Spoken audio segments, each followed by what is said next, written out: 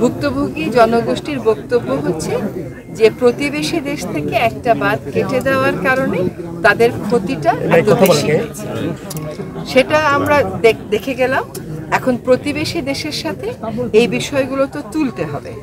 এখন ক্ষতির পুরোটা পরিমাণ যতক্ষণ পর্যন্ত আমরা নিজেরা নির্ধারণ না করব ততক্ষণ পর্যন্ত তার চিঠি লেখা যায় না।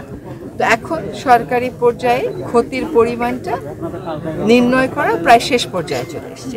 কাজে এখন তাদের সাথে আমাদের যে যৌথ নদী কমিশন আছে তার মাধ্যমে, আমাদের যে নীতি নির্ধারণী মহল আছে তাদের মাধ্যমে আমরা এই কথাগুলো বলবো যে এই ক্ষতিগুলো আমাদের হয়েছে।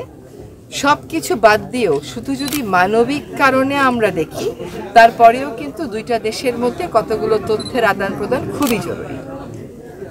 একটা হচ্ছে বৃষ্টিপাতের পরিমাণ, একটা হচ্ছে অভিন্ন নদীতে তারা কি উজানের দেশ হওয়ার কারণে তারা কি স্ট্রাকচার করেছে যেগুলো আমাদেরকে জানায়নি, তারা কোন কোন স্ট্রাকচারের মাধ্যমে নদীগুলোর পানির প্রবাহ নিয়ন্ত্রণ করছে, এবং পানি যখন বেড়ে যায় তখন আমাদেরকে তারা যেন জানায়। আপনারা জানেন যে এখন মাত্র 8টি নদীতে আমাদের শুধুমাত্র একটা বিষয়ে পানির প্রবাহের বিষয়ে চুক্তি আছে, অন্য বিষয়ে চুক্তি নেই।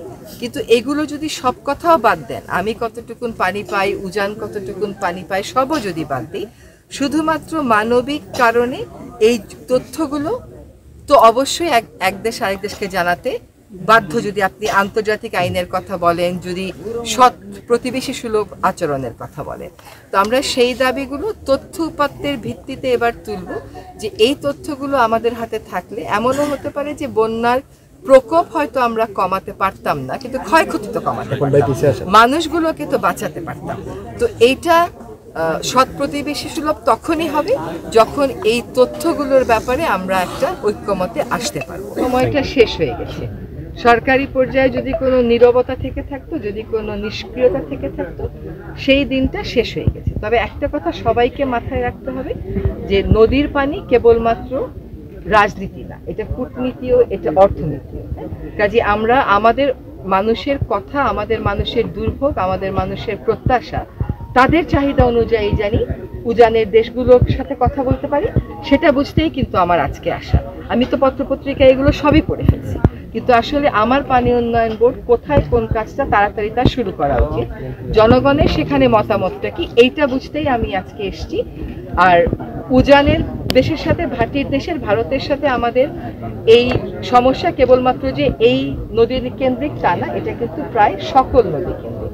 আমরা গঙ্গা ছাড়া আর কোনো নদীর ক্ষেত্রে, ফেনীর ক্ষেত্রে করতে পেরেছি, কিন্তু আর কোনো নদীর ক্ষেত্রে কিন্তু আমাদের বলে 54 বা 57টা অভিন্ন নদী এখনো পর্যন্ত চুক্তি স্বাক্ষর করতে পারিনি, এমনকি তিস্তা নিয়েও পারিনি। আপনারা হয়তো হঠাৎ বন্যায় অভ্যস্ত না, আপনাদের কাছে এটা অস্বাভাবিক লাগছে, আপনারা তিস্তা পারের মানুষের কাছে যাবেন, তাদেরও দুঃখ কিন্তু এরকমই, এবং সেটা প্রতি বছর এরকম দুঃখ হচ্ছে।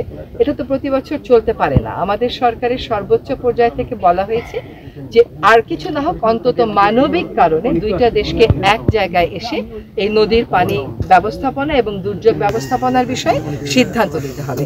আজকে 53 বছর হয়ে গেল আমরা তিস্তা নদীর চুক্তি স্বাক্ষর করতে পারি।